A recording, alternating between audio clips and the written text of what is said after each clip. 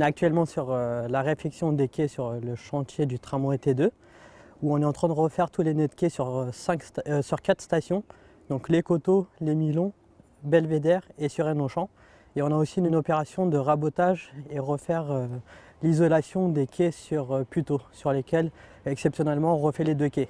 On est arrivé le dimanche 1er juillet au soir. On a attendu le dernier train à 1h30 et la consignation des voies à 3h30. Donc on est sur un chantier avec arrêt d'exploitation.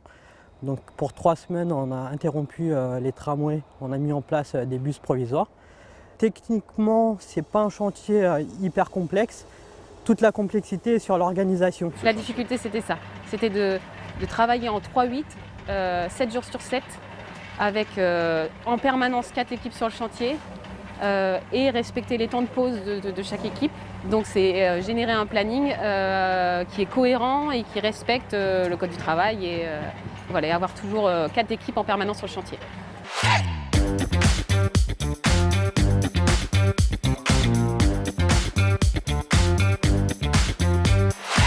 RATP est sous-traitante du groupement Maillat-Saunier Concerto, mais on fait exactement le même travail puisqu'on a mutualisé toutes les équipes pour faire le chantier et mener le chantier à bien. On fait chaque gare de la même manière. On a donné le tempo par les Milons, mais on attaque tout en même temps, les 4 stations en même temps.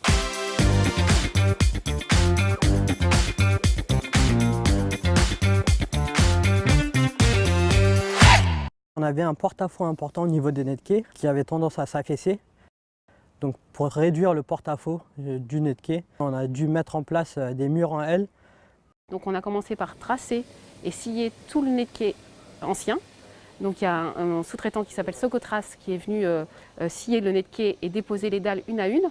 Une fois qu'on a fait ça, on commence à terrasser le ballast avec les pelles rail-route, faire une assise propre pour le mur en L.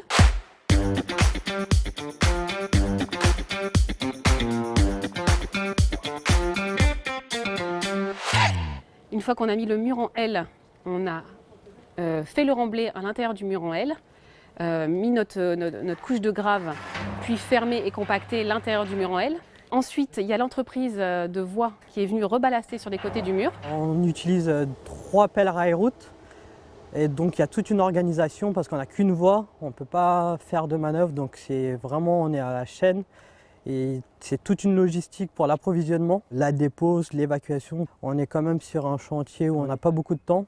Donc on essaye quand même de prioriser les postes les plus bruyants en journée pour prioriser les postes de finition la nuit pour moins impacter les riverains. Ensuite, on a attaqué la phase la plus importante, à mon sens, du chantier, c'est la pose des nez de quai. Puisque la pose des nez de quai doit se faire avec un gabarit et on a des cotes à respecter qui sont strictes. On a très peu de tolérance, donc ça c'était la partie la plus délicate.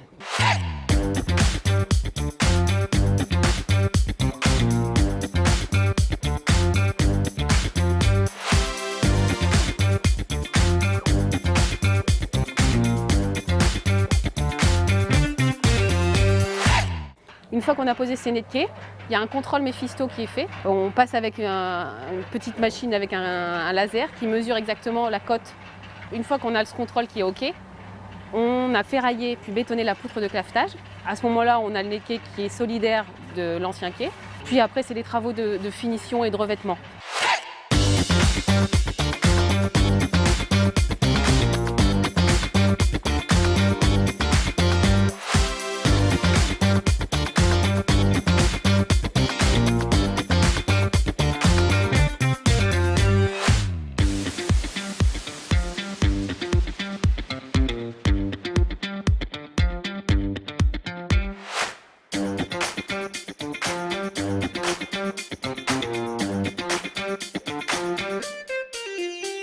Les équipes de RATP ont assuré une belle émulation sur le chantier. On est face à des entreprises très réactives, présentes 24 heures sur 24 sur le chantier avec des roulements. Donc quand on a une question, un petit point délicat, on n'a pas à passer 36 000 coups de fil, les gens de la RATP sont là tout de suite, on pose la question, on a la solution en direct. Ils prennent leurs responsabilités. Merci la RATP.